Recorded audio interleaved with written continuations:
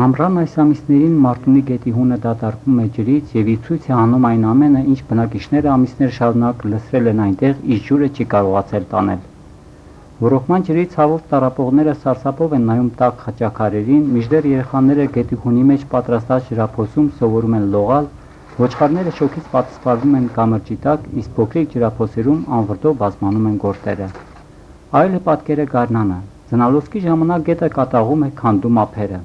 Շատ վտանգավոր է, համարյա թե գիշերներ չեն քնում, հերթապահություններ ենք սահմանում,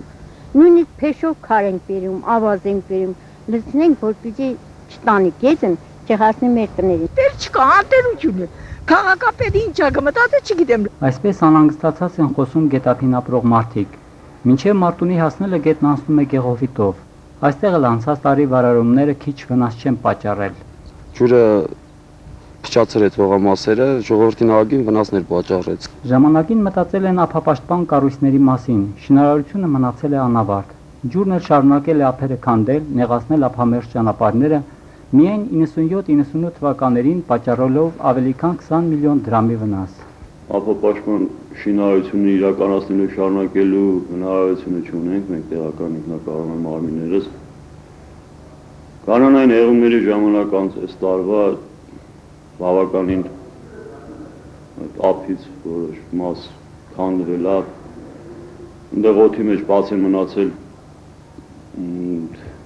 գազի ճշմարտ խողովակաշարեր, կոյուղուգծեր եւ այլն։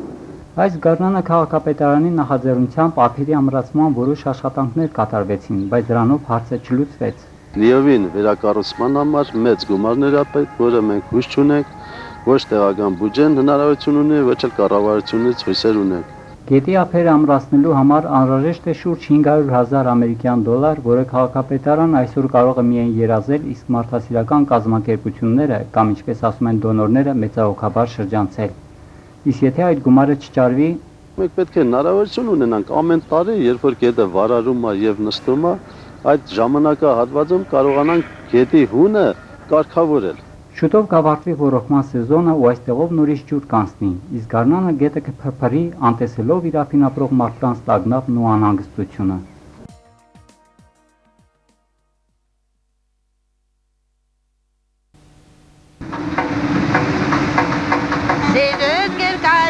Փոխարեն որ սորտես սարդոր ընկած քեզ որսելու կարոտեմ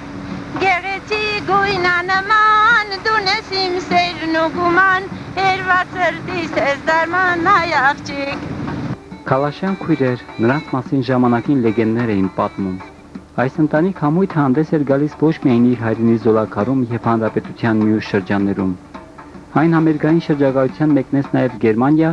ուր քույրերի պատկերով հայկական պարարվեստն ու երաժշտությունը խորհրդանշող լազերային սկավառակ թողարկվեց։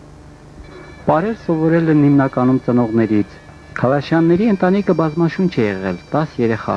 6 աղջիկներից շատերը մեծ հայրենականի տարիներին արդեն ամուսնացել ու իրենց ընտանիքներն ունեին։ Սակայն մայրն էր դարձյալ նրանց հիմնական խորհրդատուն։ Մայրիկս շատ լավ պարեր գիտեր, շատ լավ երգեր գիտեր։ Հետպատերազմյան տարիներին նրանց գերդաստանները դարձան բազմաշունչ։ Քույրերից յուրաքանչյուրը շուրջ 8 երեխա ունի։ Համույթ ստեղծելու գաղափարը Մխիթար Հարությունյանի մոտ առաջացավ պատահականորեն հարսանիքներից մեկի ժամանակ։ Գյուղում դժվար էր տարեց կանանց համոզել բեմ դուրս գալ, բայց ամեն ինչ հարթվեց ու արդեն 20 տարի է համույթը կա։ Երջանիկ պատահականությամբ խմբին միացավ Ամրայի Ղազարյանը, որը սիրում է ասել. Ես ոչ մի վարկետում չեմ եղել։ Սիրում է նվագել։ Ովի կանչն է, որսկան աղբերն աշխարհում չեմ քաշել։ Եվ նվագում է անգամ 2 զուռնայով, պարզապես այդ պահին երկրորդը հետը չէր։ Այսպես Ալաշկերտից եկած ազգային պարն ու մեղեդին գտան իրար։ Խմբի գեղարվեստական ղեկավարին վերջին տարիներին միացավ որդին, բայց տնտեսական կարիքները ստիպեցին տանը նստել։ Ավելին, պարող 4 քույրերից մնացին ընդամենը 3-ը, որոնցից ամենակրտսերը այսօր 65 տարեկան է, ավագը 77։ Ամռան այս ամիսներին քույրերից 2-ը գյուղից հեռու գտնվող արոտավայրերում են, իրենց թան ու թացանի հետ։ Պարելու ժամանակ չի մնում, ասենք տարիքն էլ որոշ չափով նեղում է, բայց երբ հավաքվում են ու երբ հնչում է մեղեդին, կրկին ծայր է առնում պարը։ Երբ ժամանակ է լինում խոստովանելու, թե ինչն են ամենից շատ սիրում, սարերը թե պարերը խոստովանում են։ Պարերն էլ, սարերն էլ։ Երբ ժամանակ է լինում ափսոսալու, նաև ափսոսում են։ Մի քիչ ինչի մենք շուտ ծիրացանք։ Համույթի 12 կատարումները ինքնատիպ են։ Ասում են, թե քալաշյանները այդ պարերը սովորեցնում են իրենց աղջիկներին, բայց տանը նստող երգն ու պարն են ծերանում։ 1991 թվականին Բերլինում կայացած փառատոնի ժամանակ քալաշյան քույրերի ելույթից հետո միջոցառումը վերածվել է իսկական տոնախմբության։ Իսկ այսօր քալաշյաններն անգամ առիթից առիթ են հանդիպում ու կարոտում են բեմի։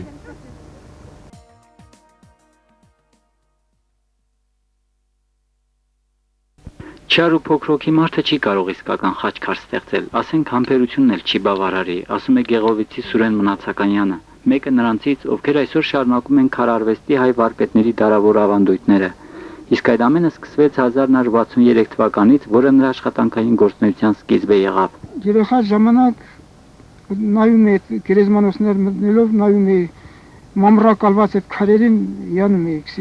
ինչպիսի մարդիկ եղած, ինչպես են արել, ես ոնց է ստացվեց, ոնց է իրար տակով, դա այդ երազանք մնաց իմ մեջ ու կամաց հետևեցի այդ խորհրդավոր քարերին, սկսեցի աշխատել։ Վարպետի հայրը բազմաշնորհ մի մարդ 1943-ին մեկնել է մարտադաշտ եւ չի վերադարձել։